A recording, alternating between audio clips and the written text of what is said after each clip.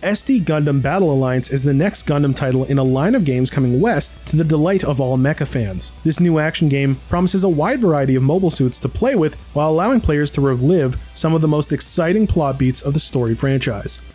The idea behind SD Gundam Battle Alliance isn't novel to the franchise. The Universal Century and alternate universe timelines get mixed up, and it's up to the player to reenact the events and fix the distortions. It all starts in an interesting case as an example, as Barbatos Gundam from Iron-Blooded Orphans shows up in the middle of the Odessa battle. When it comes to timelines and the whole franchise, this is an impossible scenario. While we only got a glimpse of the possibilities here, the game promises intriguing what-if scenarios that the hardcore fans of the series and mecha content overall will likely want to play through.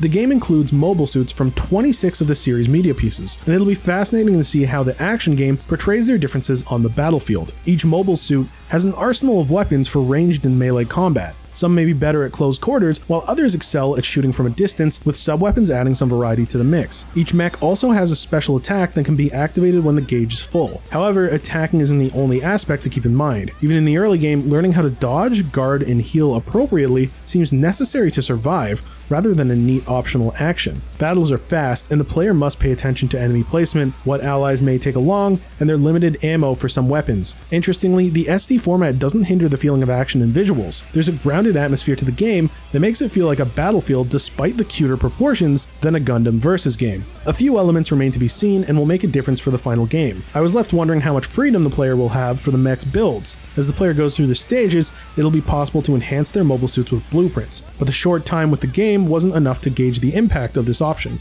The multiplayer is another aspect to keep in mind, as up to 3 people can play the stages. The game will also offer AI partners as an option, and those can be helpful for complicated battles. However, playing with friends is a part of where the real fun lies for some people, especially when you can make a team with Gundams from all sorts of shows. SD Gundam Battle Alliance is a promising new action game for Gundam aficionados. It's a new chance to use all sorts of mobile suits and play impossible scenarios, mixing the shows around. I look forward to seeing if the full package will offer enough variety to keep it fun in the long run. Thanks for watching. Please be sure to check out the full preview at noisypixel.net. Noisy Pixel is run by a group of gamers who work hard to deliver news, reviews, previews, and more. Please subscribe to keep up with all our future content.